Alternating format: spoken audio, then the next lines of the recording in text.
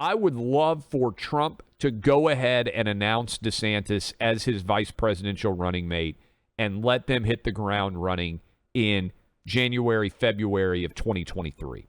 Because I think DeSantis can make the case for Trump better than Trump can even make the case for Trump. And then the one thing I will say that I'm nervous about with Trump is just that he's got 4 years. He can't run again. I want that VP to be a bridge where we all know that potentially we've got a 12-year ticket, right? So if Trump is running in 24 and he's saying DeSantis is my guy and he's going to take you for the next 8 years, that 12-year ticket that I'm voting for in 2024, that is a really good sales pitch.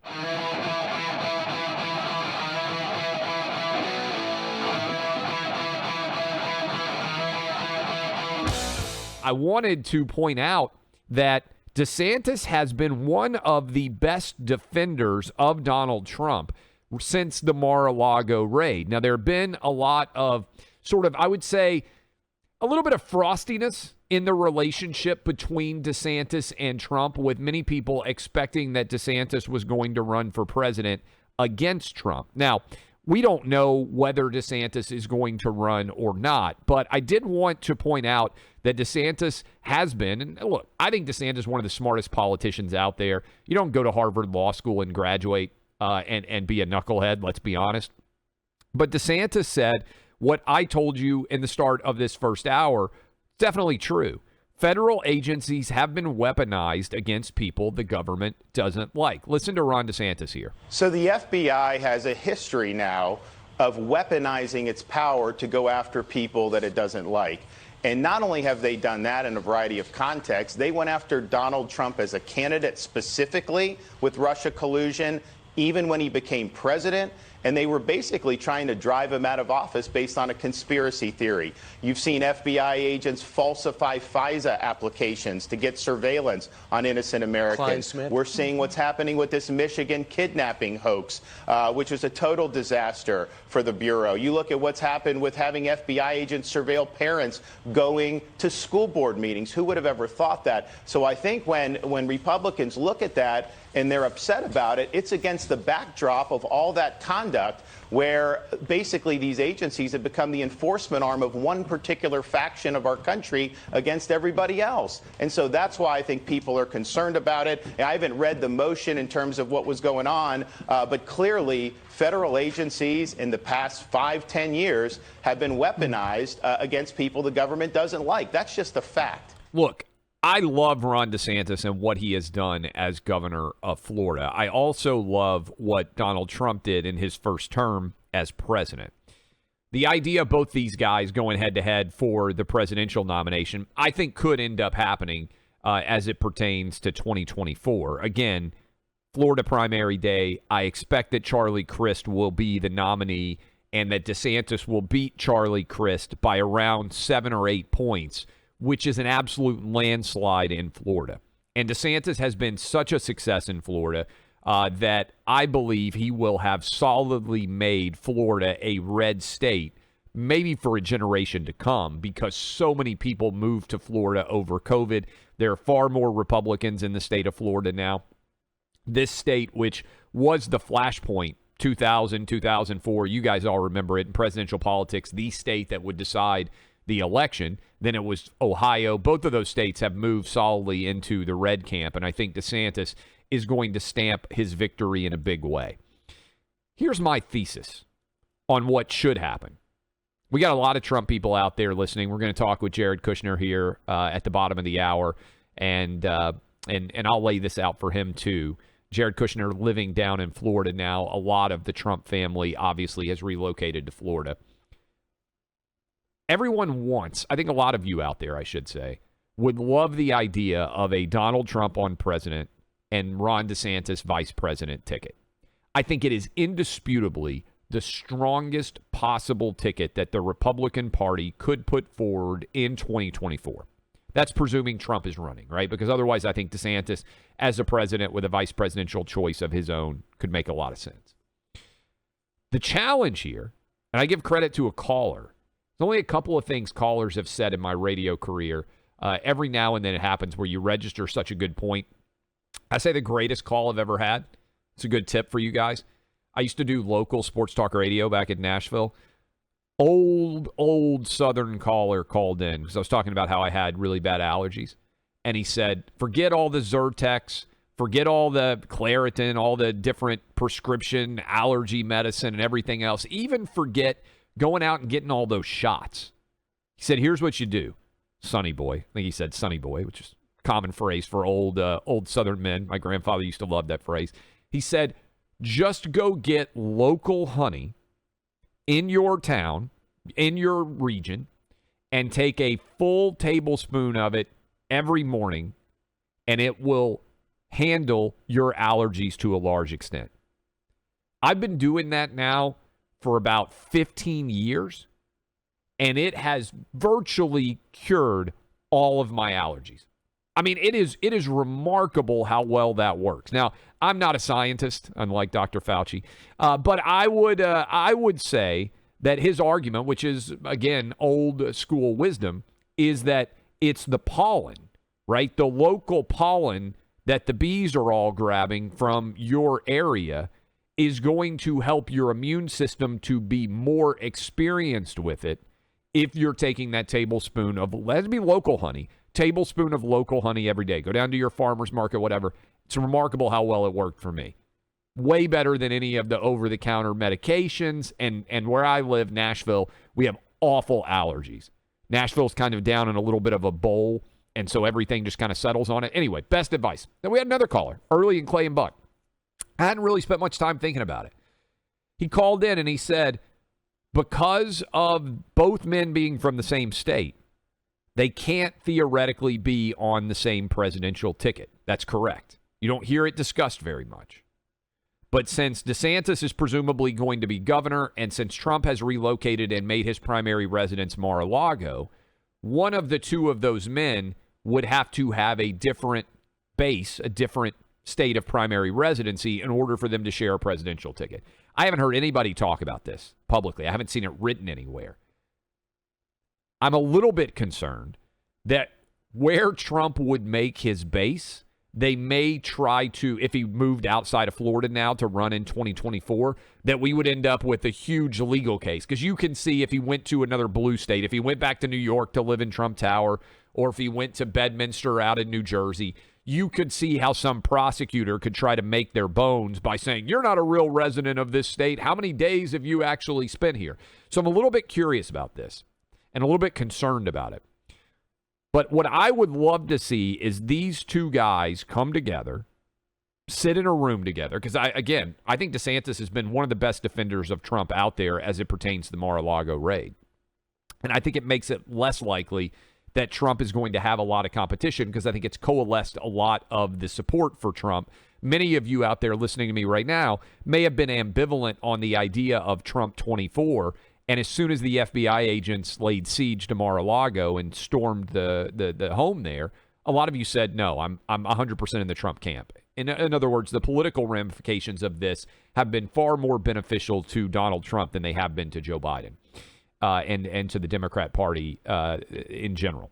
And so I'd like for these guys to sit down face-to-face, solve their issue, and then I'd like for them, here's what I would love.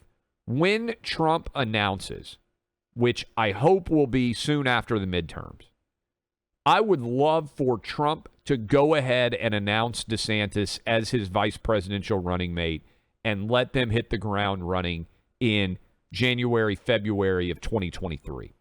Because I think DeSantis can make the case for Trump better than Trump can even make the case for Trump. And then the one thing I will say that I'm nervous about with Trump is just that he's got 4 years. He can't run again.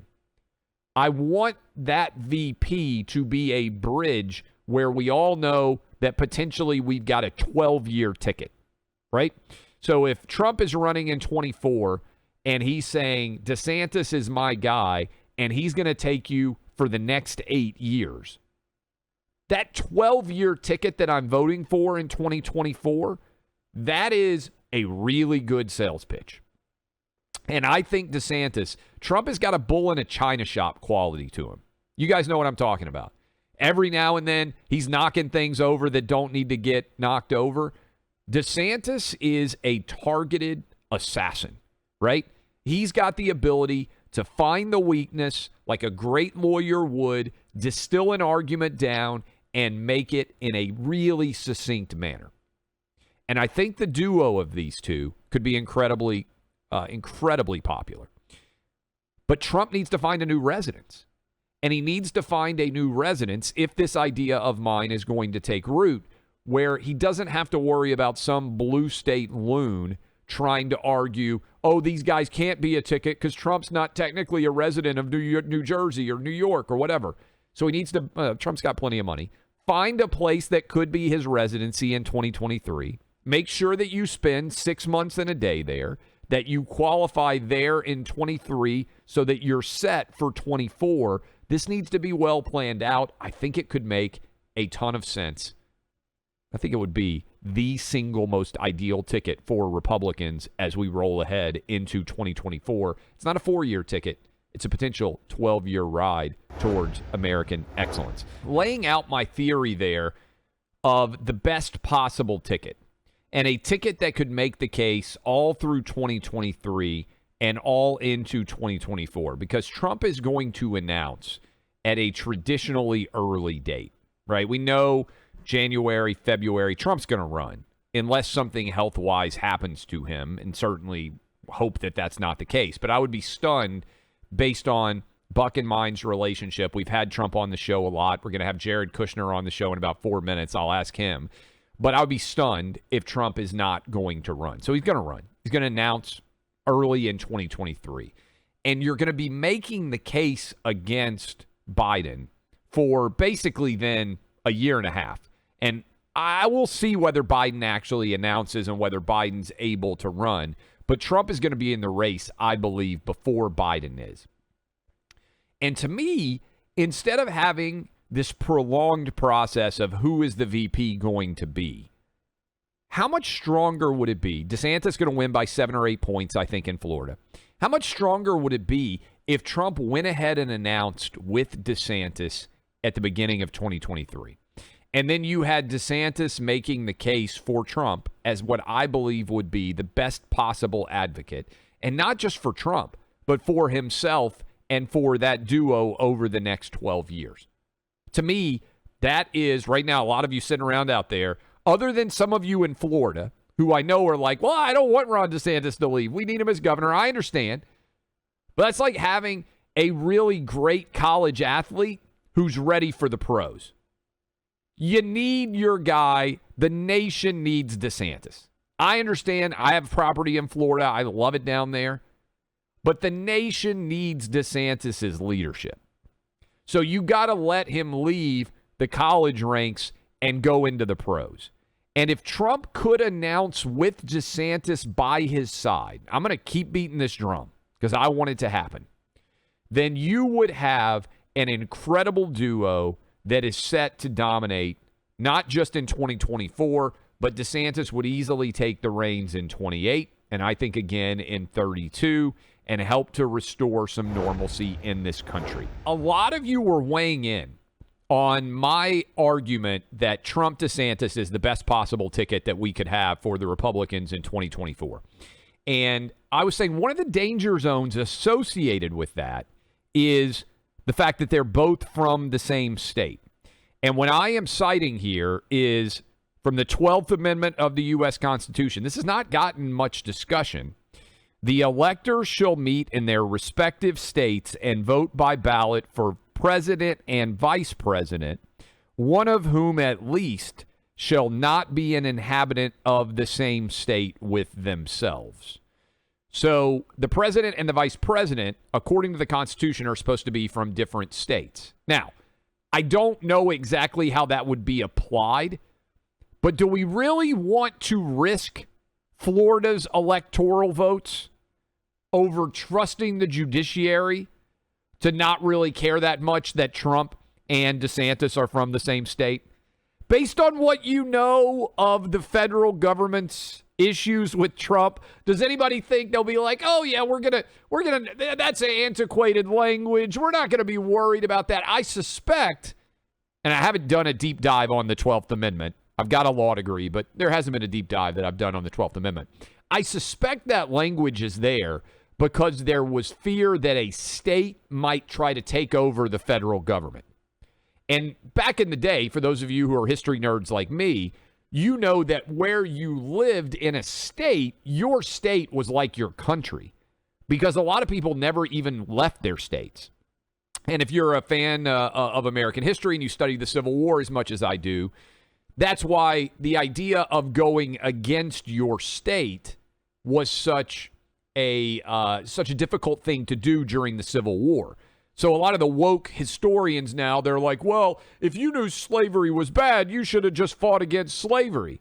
Almost everyone went with whatever their state decided to do. Arlington, beautiful home.